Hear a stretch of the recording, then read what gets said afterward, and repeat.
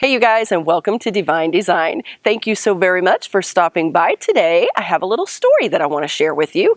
I'm going to tell you guys how being fat ruined my life.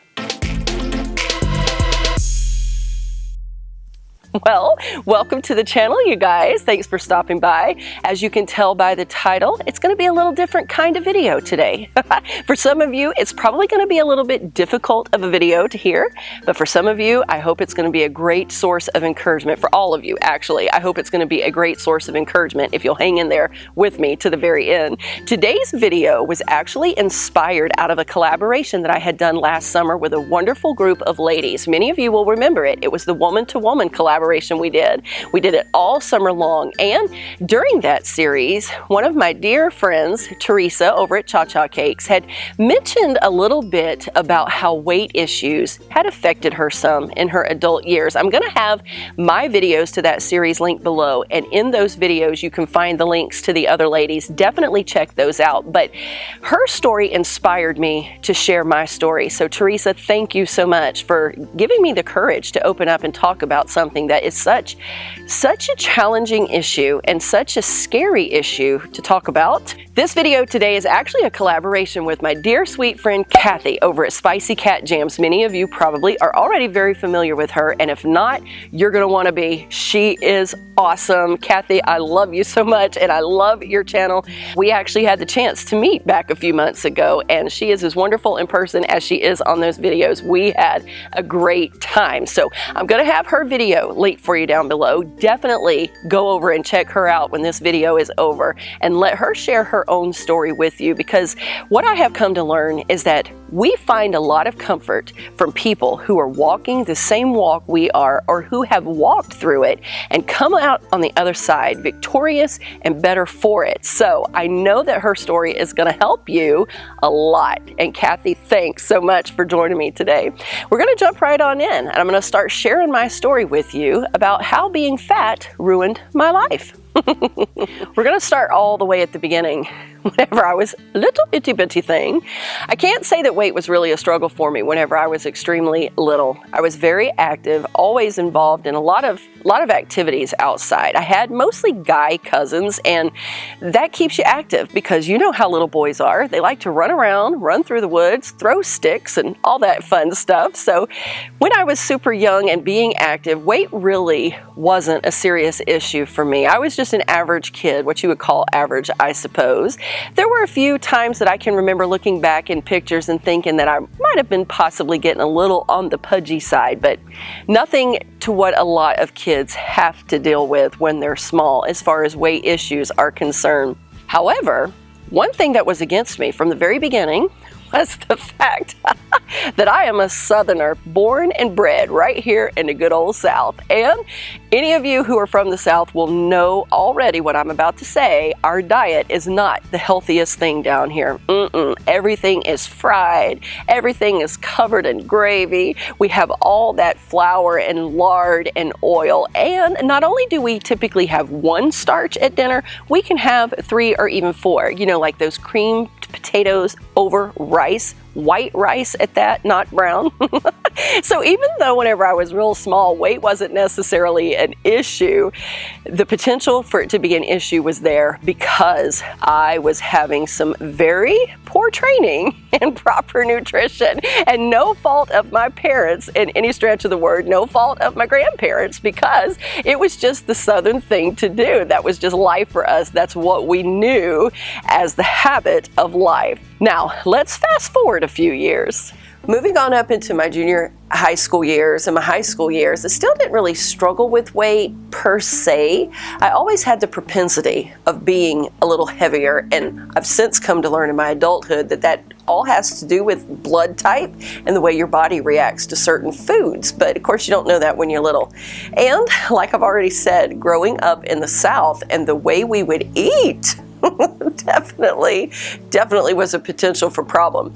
During the summers, I would get a little heavier, probably gain about 10 pounds, 5 to 10 pounds during the summer, but as soon as school would start again and all the activities of school would start back up, I would drop those pounds pretty quick. I had a pretty fast metabolism, so even though I could be a little chubby I wasn't necessarily fat, or what you would consider fat, and extremely overweight. So still didn't have those kind of issues through the early part of my life. However, when I graduated high school, it became a completely different story. Yeah, we had not been married very long at all, probably about 1.5 years, I guess, when my husband decided that he was going to attend the police academy. And he went to the police academy all night long. I think he left the house at like 4:30 every day, didn't get home till around 11 o'clock at night. And all day long he was working his full-time job, his regular job. So we hardly ever saw each other, and I became very, very lonely.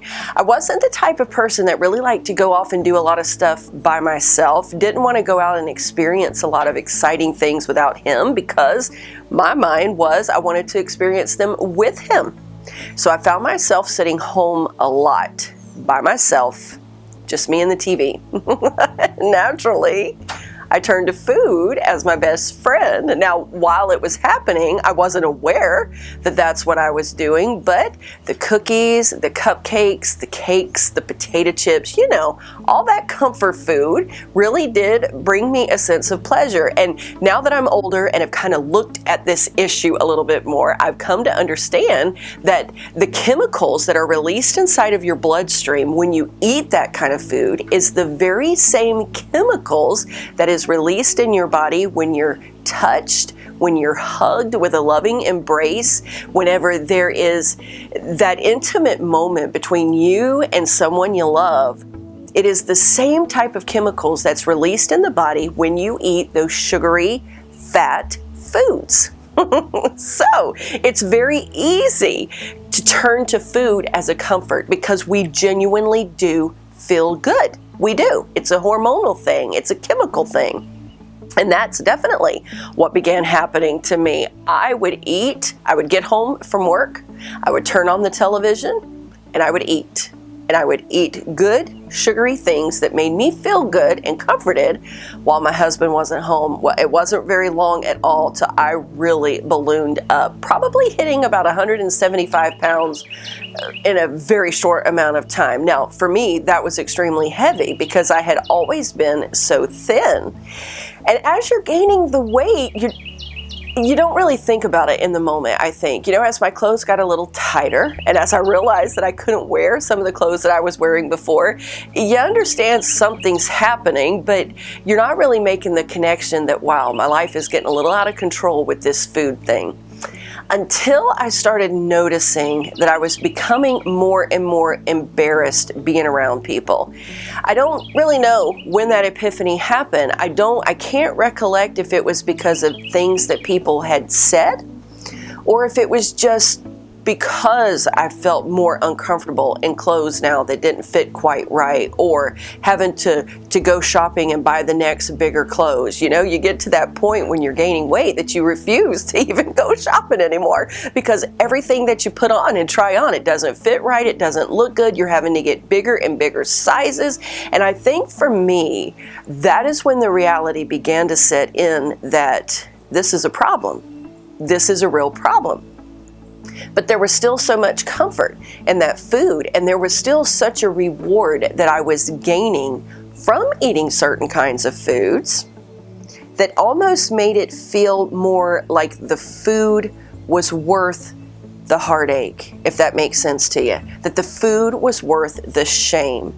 But in reality, deep down inside, it wasn't, because the shame really began to grow. I got to the point to where I didn't want to see anybody. I especially didn't want to see people that I had gone to school with, because obviously they were going to be able to tell there was a difference and a change. And obviously, these were the same people from my childhood, my adolescent years, that I had heard pick on overweight people. Kids in school that were overweight, they would pick on unmercifully, or, you know, we would be out and about different activities, and maybe an older person who was carrying some extra weight would walk by, and you would hear them picking at that and making fun of that. And so naturally, remembering that kind of stuff made you feel like, man, I don't want to see these people that I went to school with, because it's obvious by now that I've put on about 50, 60 pounds, and they're going to be able to tell. They're going to mention it. I can remember even times whenever we would be in an environment where we were seeing people that we hadn't seen in a while, walking away and making statements to my husband like, wow, they've put on a lot of weight. Why is that always the first thing we notice? But because it was the first thing that we noticed, because I had made the statements about it, I was fully confident that people were going to make those statements about me. And that is when the shame really began to set in, where I started closing myself away, where I started really avoiding every opportunity to see people. I sat in my apartment night after night with that door closed, me, the television, and a big bag of chips, and just sat there in total shame, brokenhearted, and seclusion. And that's where I thought I felt safe, that I was protecting myself. But the reality was, I was building more of a prison in my mind, and it was going to become harder. So by now, here I am in my mid-20s, disgusted with myself, lonely, turning to food. And this is where the struggle really began. There were periods around that time I joined Weight Watchers with my mom, lost 40 pounds like almost right away. And of course, then you hear all the compliments again. So it begins to reinforce in your mind that you are what you look like. You know what I mean? Those of you who've struggled with weight can certainly understand. You are taught from a very early age, especially as a girl. Now, I'm not really sure that guys feel this way too, but especially as a girl, the guys don't want to date the heavy girls. They don't care what their personality is. For guys, when they're young, it's all about how a girl looks. Come on, we hear it in the hallways at school.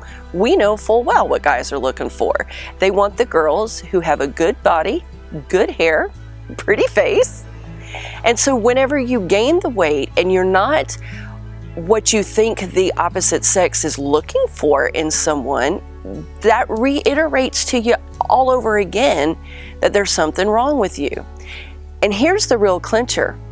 You are already struggling with that emotionally, even if it's on a subconscious level, because every person who overeats and who hides behind food is doing so for a reason. There is a reason.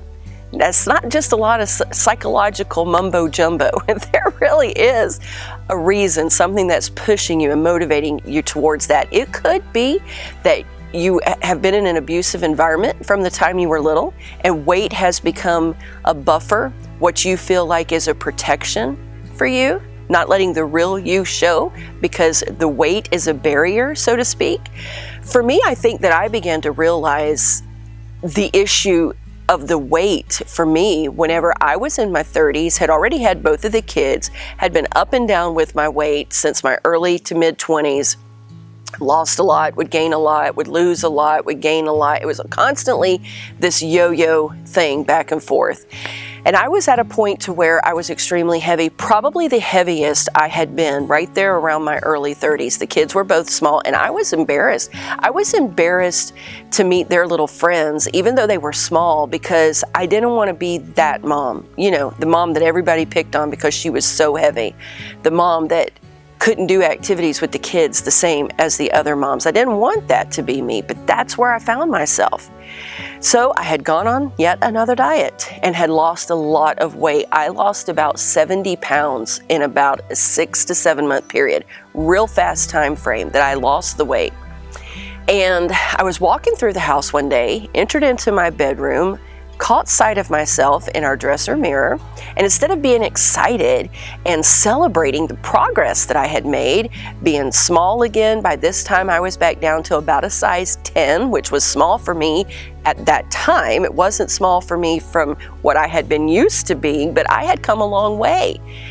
And instead of rejoicing in that, celebrating that, when I looked in the mirror, this was the first thought that came to my head. Oh my, I'm shrinking away. I'm not going to be noticeable anymore. Wow. You guys, that was a light bulb moment for me. That was the moment whenever I finally realized, wait a minute, there is something more driving me to this unhealthy eating pattern than just being bored sitting home alone when I was younger, because now many years had passed. I had my kids. I was no longer bored. The hubs was working different hours, so he was around a lot more, and that wasn't the driving motivation behind it anymore. But I didn't realize that until that moment, standing in front of that mirror. And then the light bulb came on for me, like, whoa, okay, there really is something psychological driving this. And it came from a history of struggling with self-esteem issues, never feeling very important or like my voice mattered much in the world around me. And in some kind of weird way, I guess, gaining weight and being this big person made your presence bigger. Does that make sense to you? It was kind of like, okay, now people are going to have to notice me because I am a definite noticeable force. The problem is that kind of notice is not what I was striving for. I didn't want it to be a negative way that people were noticing me. I wanted my life to have significance and meaning. I wanted my voice to carry weight, pardon the pun, but not because of weight issues, but because of other kind of issues. And that was a moment for me that I thought, wow, you know, I really do need to let the Lord heal me from the inside out, because that's the only thing that's truly going to change the patterns and the lifestyle that I'm in. So here I was, mid-30s, with a revelation. And what was I going to do with it? What was I going to do? Was I going to change my patterns of behavior? By this point, though, guys, I was feeling so bad about myself. I really was. I used to joke with people. I can remember one time I was at a slumber party with my daughter, with the girls at the church, and we were all just sitting around joking one night. And I told them, you know, for anorexics, they look in the mirror and they see themselves as fat, even when they're not. And so they will begin to starve themselves even more. But for me, I would look in the mirror and I would just see something lovely. But the reality is I really didn't at all. You know, that was a joke. I think your coping mechanisms to cover up the shame. It's hard to admit the shame that you feel. You push away the people closest to you. You know, I can remember times that my husband might just want to cuddle up while we were watching a movie, and it's like I didn't want him to cuddle up with me, because to put his arms around me and to cuddle up for a moment, he was going to feel how big I was. You know what I mean? You begin to push the people away from you that mean the most because you're so embarrassed. You can't receive their love anymore because you don't feel you're worthy of their love, because somehow, I don't know if it's a cultural thing that begins to instill this in our minds when we're little, but it becomes this thing that you're only valuable if you look good. You're only valuable if you meet a certain criteria. And when you don't meet that, you're no longer lovable. You're not worthy of someone's love. So no matter how hard they try to reach out to you to make you feel loved, you can't receive it. Therefore, you can't give it in return. So it puts you in this perpetual cycle, just this cycle of, I don't feel lovable, so I eat. But eating makes me feel more unlovable. And it's a vicious cycle. It is this cycle that you're on. It's just like you're running in a circle every day, and that you just can't break free from it. And it's misery. It really is mental torture. It is. There were a lot of events that I started during that time. You know, you can use the kids as an excuse. Well, the kids are little, so I'm just going to stay home with the kids. We can't take them with us. But it was excuses because I didn't want to be around people. I didn't want people to see what shape I had allowed myself to get into. I didn't want to allow people to see me in that condition because it was embarrassing. You make up in your mind what you think people are thinking, which most of the time isn't even what they're thinking, but because you're thinking that they're thinking it, it becomes reality. That makes sense. And you feel like they're looking at you as lazy, that they're looking at you as just overindulgent, self-absorbed. And I can honestly say that my life was far from that. Any of you guys that have watched us on the vlog channel know how busy we are. That's our life. It always has been. And being busy and being active and being involved in a lot of activities, but that still that did not come across in the confidence of my attitude. Instead, all that came across was this shame that people think I'm lazy. People think all I do is sit around and eat. And I began to create a story in my mind that probably was far from true. So I just closed myself away, closed myself completely away, and would make every excuse I could to not see people. And you would hear, you would see people after a while of not seeing them, and yeah, they would say, wow, you've put on some weight, or different things like that. And it was hurtful, cut like a knife. Every year going to the doctor for my physicals, and she would always say something about my weight, and tell me, while you're watching your son practice football, get up and walk around that track. And even her assumption was that I always just sat around, which was far from true. But it was hurtful, and once again, just cut like a knife. It was disheartening. It really was. And now here I find myself again in the same situation after having lost a lot of weight and getting myself healthy, feeling good, in a good emotional place, working through the emotional reasons for my overeating. Here I find myself again. And this time it really is from a purely medical standpoint, which many of you can probably relate to. Different medical conditions, different medications that you take, thyroid conditions and things like that can put you in a place to where the weight is really beyond your control. And no matter how well you eat, no matter how much you're moving, the weight is not budging. So we have to come to a place to where we say, okay, what are we going to do with that? Because are we still going to let it make us be shameful of who we are? Are we still going to fall for the deceptive lie that who we are is based on what we look like? Are we still going to let culture dictate to us that our value comes from how we look? Because that's not our value at all, my friends. That's not our value at all. You could be the perfect size 6, beautiful, gorgeous, perfect hourglass figure, most gorgeous looking skin with the most gorgeous flowing hair, yet be the ugliest person on the planet. Because true beauty comes from inside. And that's one of the things that I want to encourage you guys with today. True beauty comes from inside. It really does. Your value is not based on what you look like, contrary to what society tells us, contrary to what has been reinforced in our minds for all these years. True beauty comes from inside. And if you are living, if you are breathing, then you have value. You guys hear me say it on this channel all the time. You were created for purpose. And you are. You are created for purpose. You have a big purpose in this world. And what you look like does not deter that. It doesn't. The only thing that can deter you from your purpose is how you perceive yourself.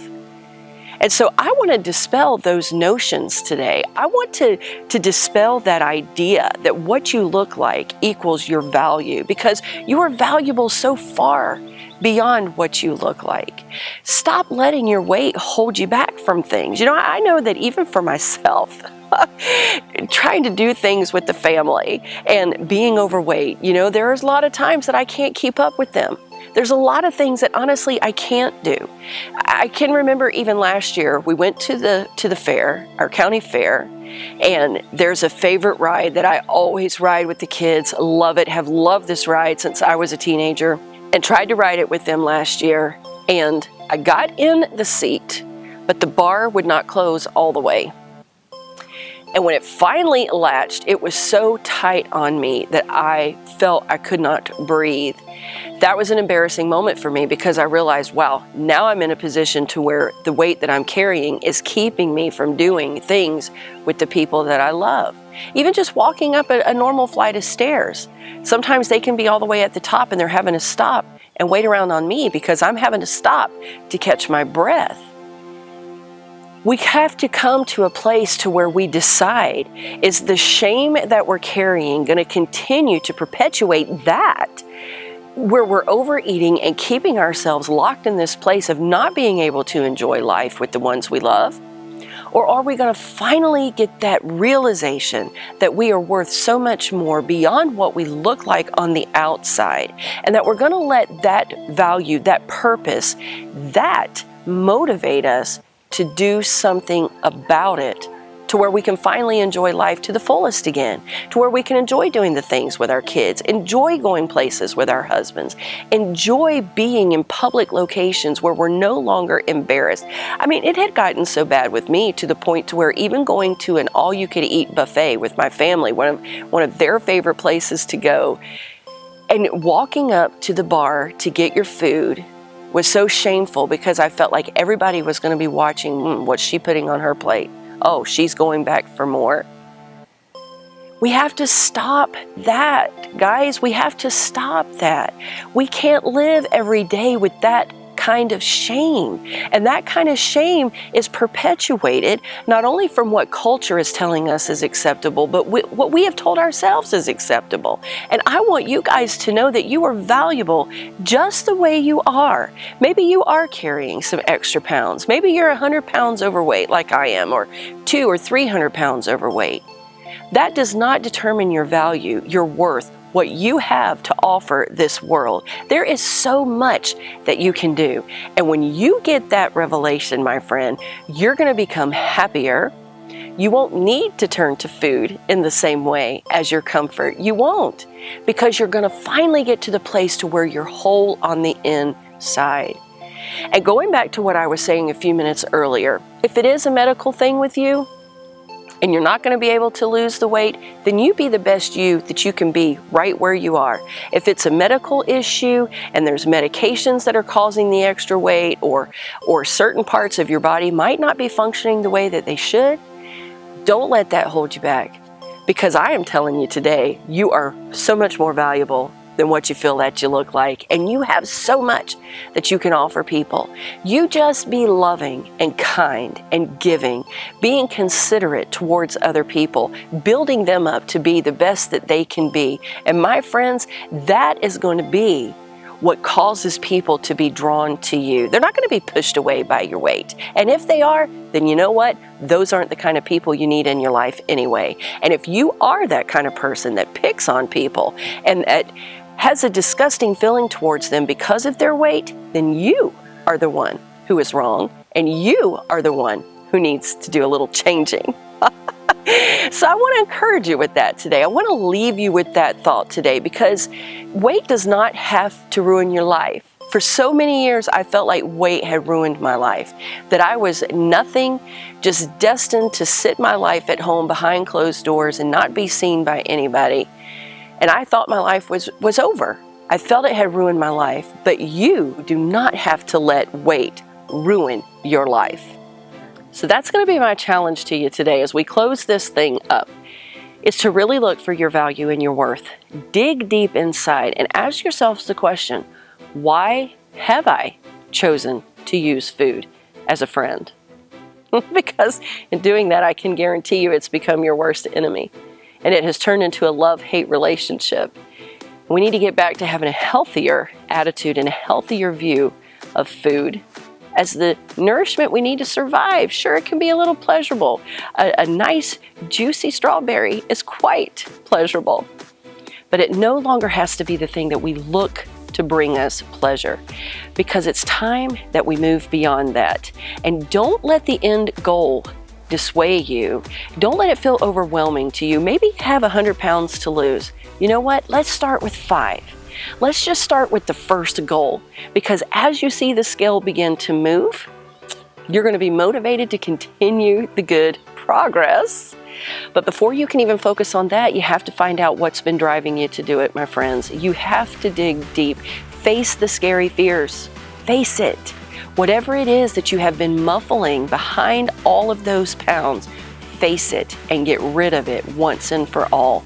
Weight does not have to ruin your life. You can go on to lead a very happy and prosperous life while you're working towards the end goal of being healthy. So I just wanted to share my story with you for a little bit today. I wanted to tell you the ways that I felt whenever I was carrying all those extra pounds, and even now, but I'm going to dispel that shame, and we're going to break free from that, and we are going to have the freedom and the permission to enjoy life right where we are while we're on our way to becoming completely healthy in body, spirit, soul, and mind. So hopefully I've encouraged you to do that today. Hopefully I've given you some hope that you can move beyond this. Weight does not have to ruin your life, and that you can go on to lead a very healthy and prosperous life. So are we going to do it together? Are you going to join me?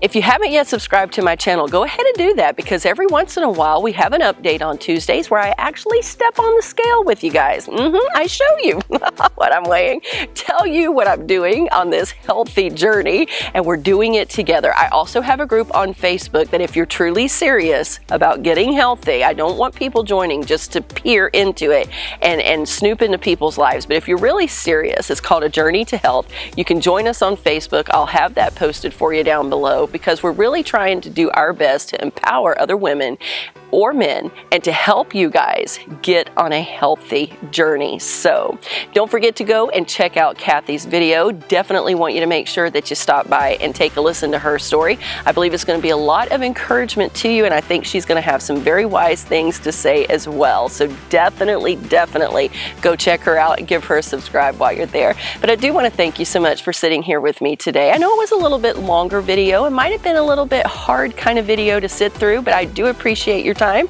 and I pray that it was very helpful in some way. Thank you very much. Remember, you were created for purpose, so go and be all you can be. I'll see you soon in the next video.